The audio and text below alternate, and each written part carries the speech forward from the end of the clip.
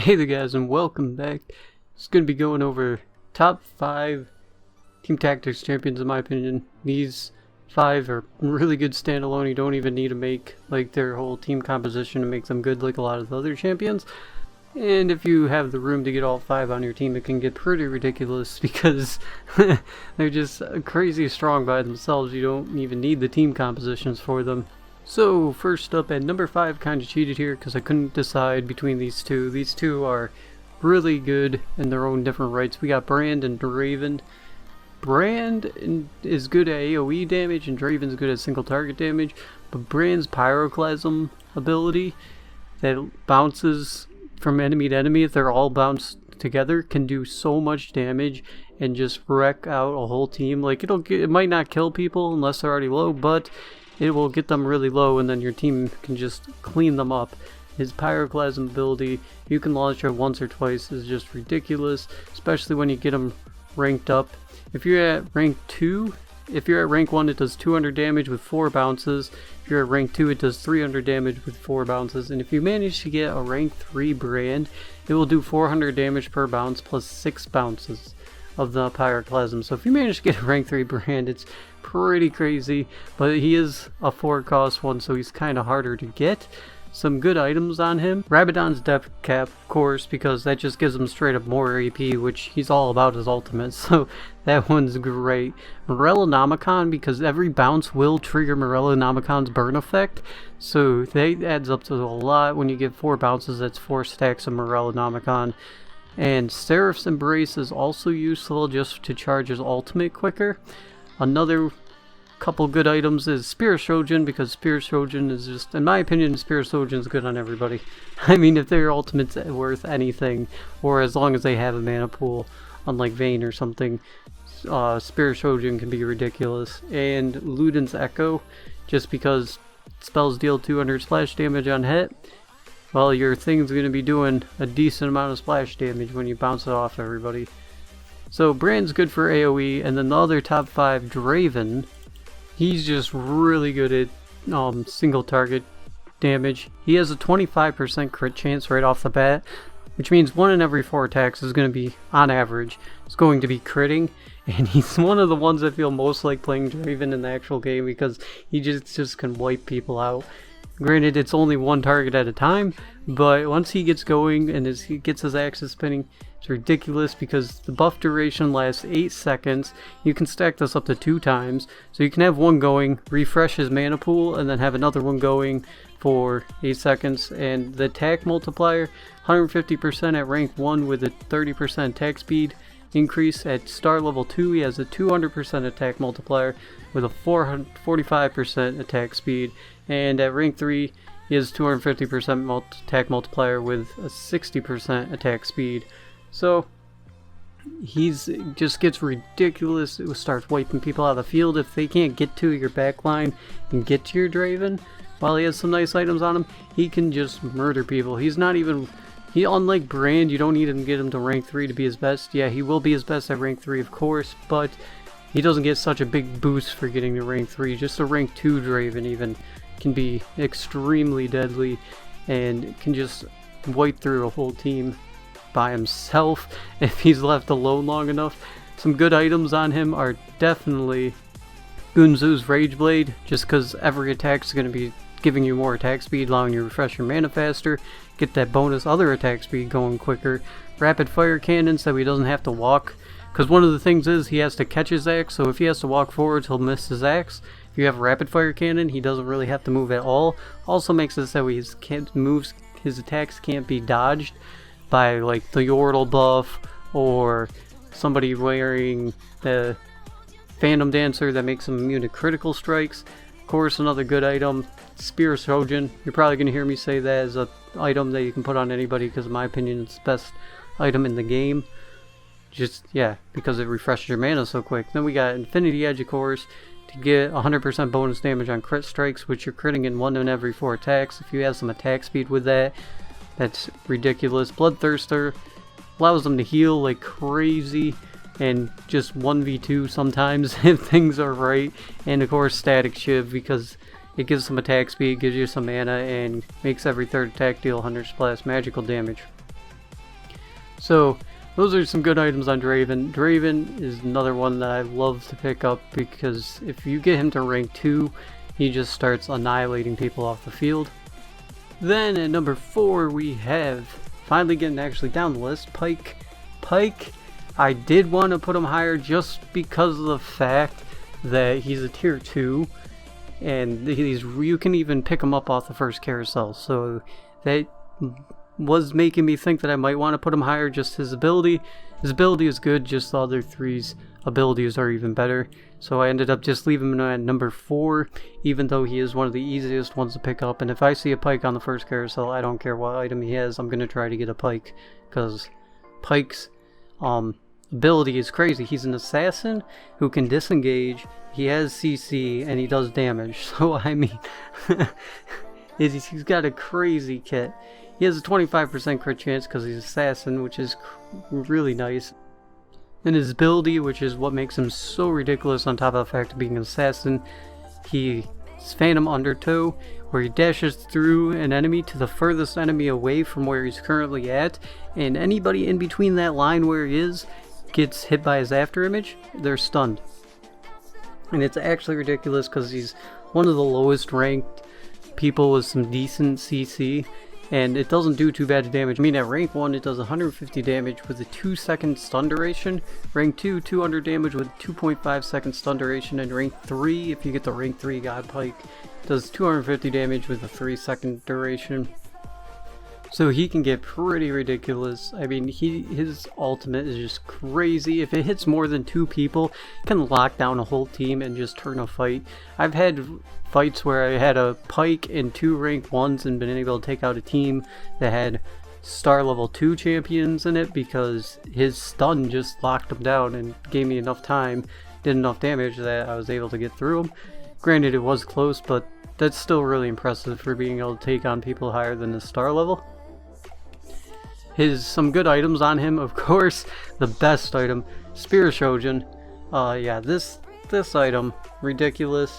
I mean, especially on Pyke, and if you get 2 of them on him, it's even more ridiculous because you get 15% of your max mana per attack, which makes 30% per attack, plus the normal amount you get from attacking. So normally in like 2 or 3 more attacks after he does his ultimate, he's going to do it again, which can just keep a team locked down forever if he doesn't get stopped. And since he's constantly disengaging and re-engaging, it gets really ridiculous. So Spear Shogun is like a definite one that you want on him.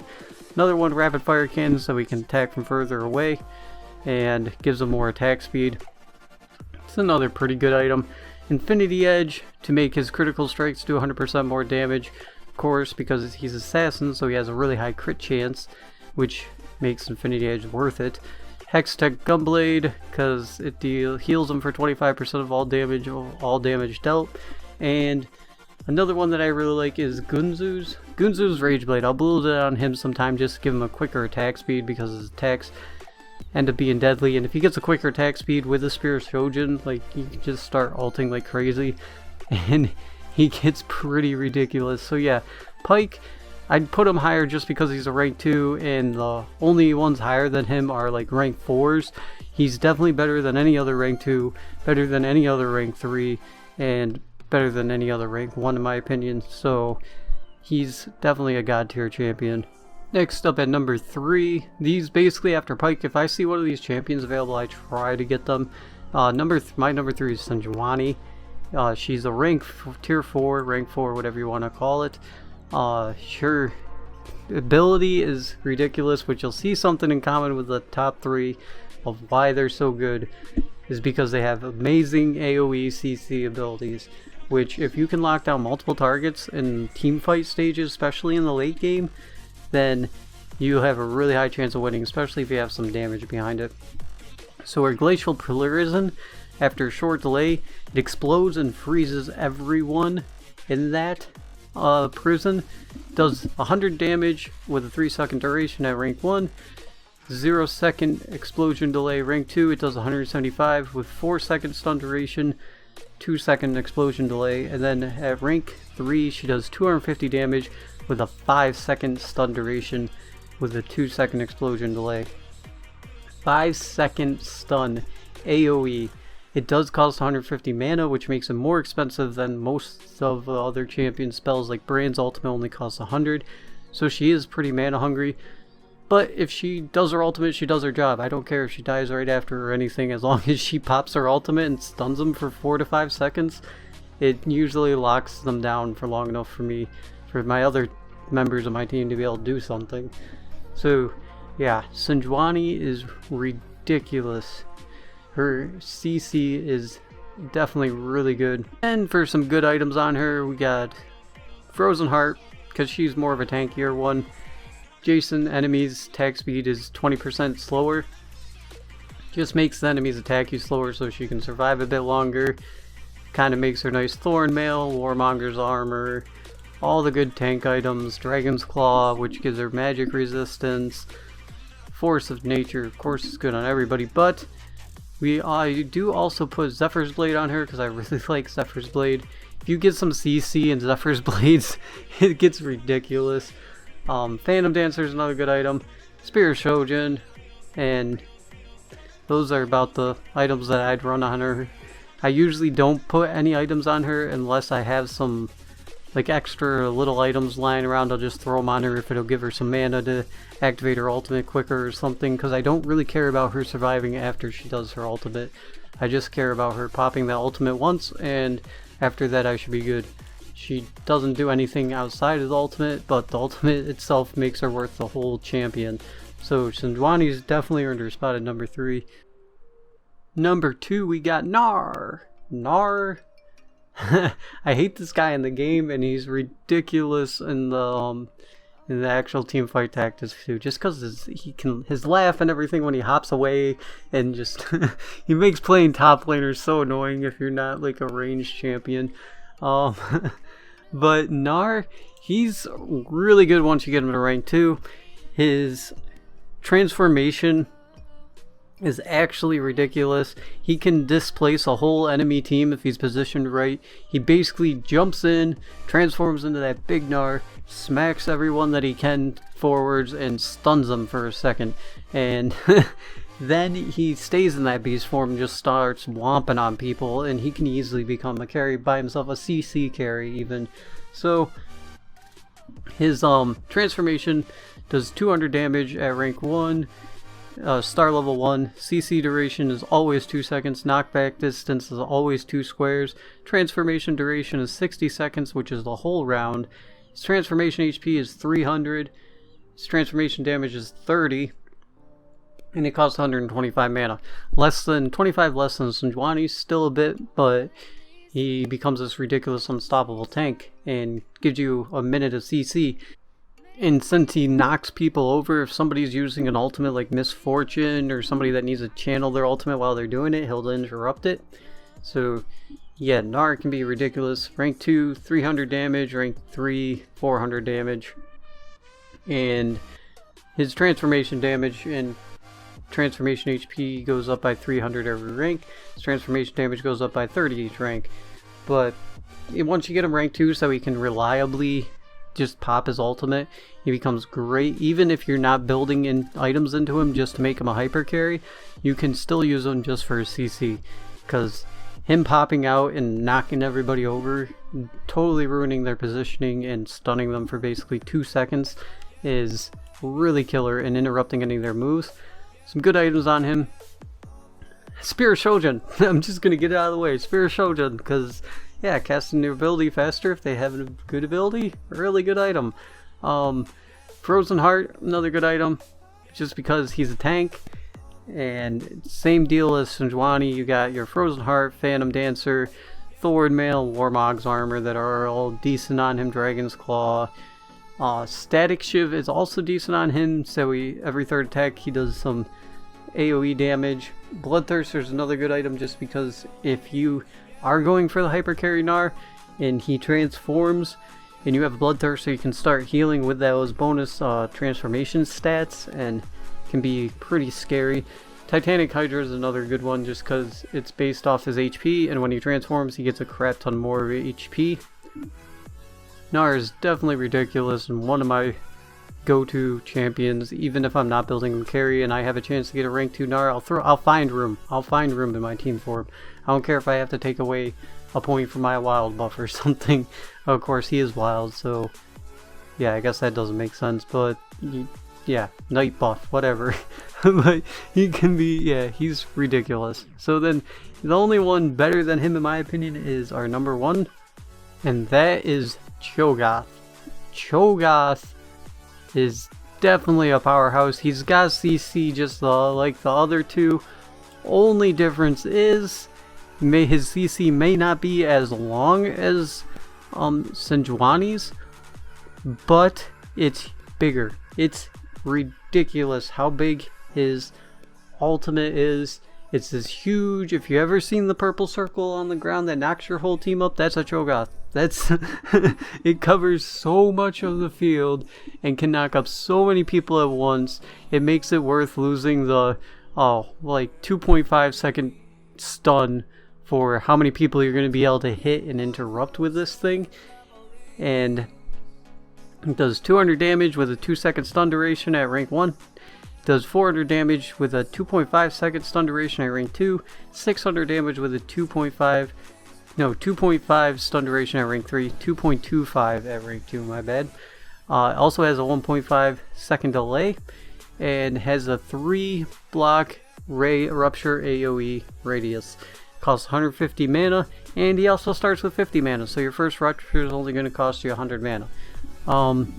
Yeah, this stun knockup is ridiculous. It has shut me down so many times, or I've shut down the enemy team with it so many times, just because I get to knock them up for 2 seconds. For 2 seconds, basically his whole team's not able to do anything, which is better than a Zephyr Blade, because I mean, a Zephyr Blade will take one target out for 5 seconds. But also interrupts anybody who's casting an ultimate if they have any of those cheeky people in there, like Misfortune.